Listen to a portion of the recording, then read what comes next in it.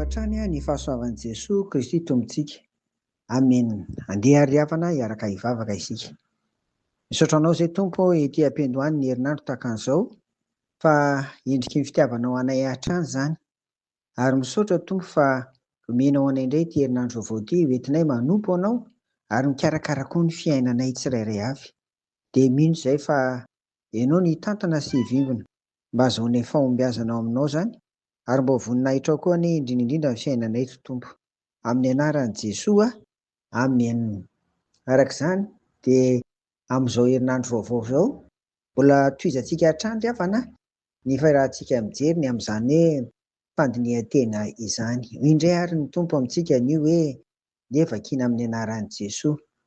Ny fampianaran'ny endry dia loharanon-aina ka mampivily hiala amin'ny fandriky ny fahafatesana. Amen. Izany dia hitantsika eo amin'ny ohabolana toko 17 andininy fa 17 mizara roa tsara izany. Ny iray izany dia ny fampianaran'ny endry dia loharanon-aina ka ny fizarana faharoa eo amin'ilay ka mampivily hiala amin'ny fandriky ny fahafatesana. Ity andiny tsoratra masina ity ry havana dia mitaona antsika mba handiny tena, miorina amin'ny hoe fanetretena sy ny fandraisana ho an'ny tena, ny fananarana sy ny fanitsiana. Ny hany ahazahoana miala amin'ny fandriky ny fahafatesana dia ny fanekena ny anatra ho an'ny tena satria izany no loharanon-aina hoy hitantsika eto. Ireto ary no atao amin'izany: mihaino tsara dia avy eo mandiny tena, manaraka mianatra tsy ankitsahatra ary miova manaraka ny fahendren'ny tenin'Andriamanitra.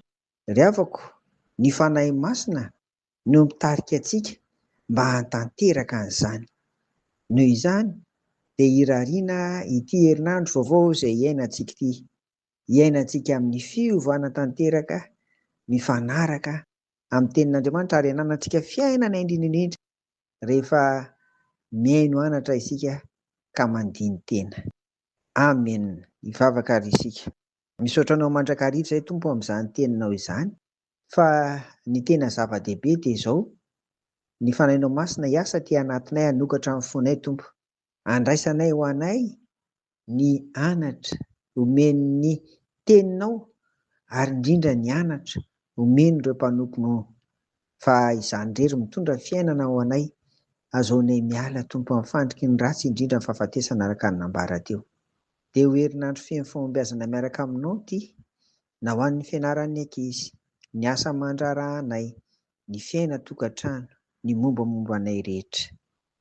Amin'ny anaranao ary Jesosy Kristy tomponay nanaovanay izany vavaka izany. Amen. Ao aminareo ny fiadanan'i Jesosy. Amen.